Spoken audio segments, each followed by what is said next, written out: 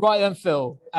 Another brilliant day in this quite extraordinary test match. It's ended with India on 273, leading by 171 runs, and guided by the most beautiful of innings from Rohit Sharma. Let's just kick off from there first. Rohit Sharma, you were purring watching him at Lord's not too long ago when he fell in the 80s.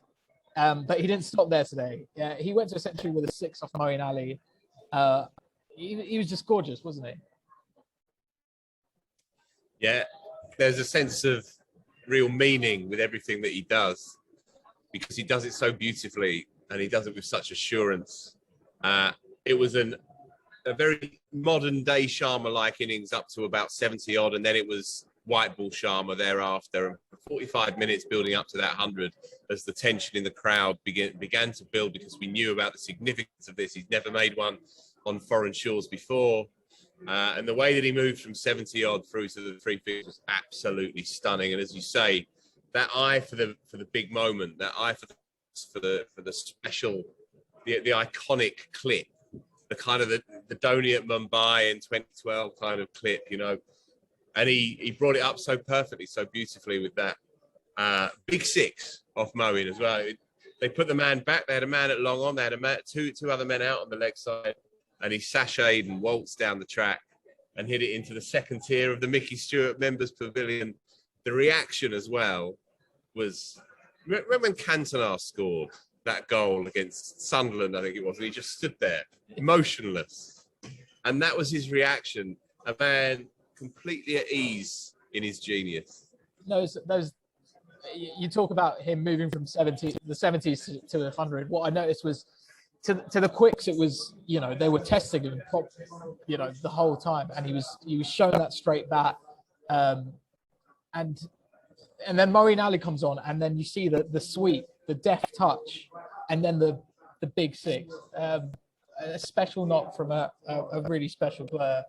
But then this series has been all about the twists and turns, and then there's the other twist. The second new ball comes, Ollie Robinson, he doesn't get the outside edge. He just pulls a long hop, really, and Rohit holds out. It's just it's a top edge. Chris Wokes hold on.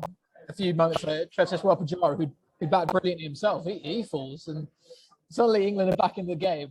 But what did you make of England's bowling performance up till that point? How do you think they bowled against Rohit and Pujara? Because there were times where it kind of looked like that four-man, right arm attack where there's just nothing really coming. There's no danger. And when the pitch isn't doing anything, you're thinking, where is this wicket going to come from? And eventually it came from just a shot that none of us saw coming. What did you make of that England bowling performance till that point? I think you're absolutely right that when Sharma went, it was a nothing delivery, an innocuous delivery. You felt like he was going to bat forever. You felt like he was going to go really, really big. Sharma's 7 Test hundreds up until today have all been pretty big. The lowest out 100, i.e., not a not out, was 127, and he's made 160, 270, he's a double 100. So there was that sense that he was going to go big, that he was going to bat through the day and be there tomorrow morning, and then just keep going, because the tempo, the way that he bats is so perfect for Test match cricket. England didn't have any answers, and their 4 right arm medium fast seamers became kind of boringly predictable today. And what we've seen throughout this summer, pitches tend to give themselves a chance. Well, in this case, there wasn't much on offer at the Oval, and suddenly you saw the paucity of England's pace attack without any real raw pace, without a Mark Wood, without a Jofra, even without a Ben Stokes. I mean, those 3 players, they're England's most potent through the air quicks. You really missed Ben Stokes today. For the first time, there was really that sense, with nothing really happening and the game just grinding along, you needed a Ben Stokes moment in there to redirect the tempo of the game, change the complexion of it. Obviously, he's out, and he's out for God knows how long. We wish him well, but England looked toothless today, in truth. I thought Chris Wokes bowled nicely. Jimmy Anderson struggled a little bit. becoming a creeping problem in the second innings in Test cricket in England for 3 years now, across 3 summers rather, in the second innings of Test matches in England. He's averaging way over 100, 114, I think it was at the day. So there were issues there. I thought Overton was innocuous as well. Robinson, as you say, came back and took those 2 wickets. He's a find for England, but they've struggled, and Moeen Ali as well. Look, it's an unforgiving place to bowl here if you're a right arm finger spinner. We were talking about comparisons with the South Africa game here in 2012 when Amla made a 100 and Swan went for 0 for 160 from 50 odd overs. It can be an unremitting place to bowl if you are a finger spinner. But yeah, England didn't really know where to turn. The one thing though is that if you look at the game in isolation, the ball is still relatively new, and India are in effect 173. Kohli, incidentally, was masterful for the half hour, 45 minutes at the end of the day. His feet were moving.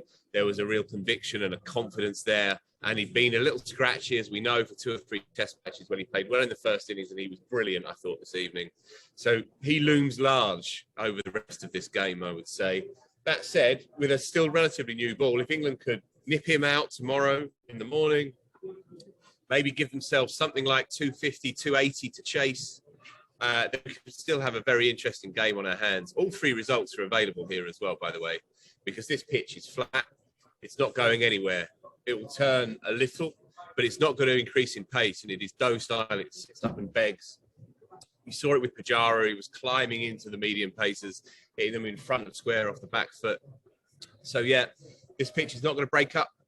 All 3 results are possible, but another absorbing day in this astonishing series. Yeah, just on Kohli, I mean, he came in against that second new ball. He was hitting the...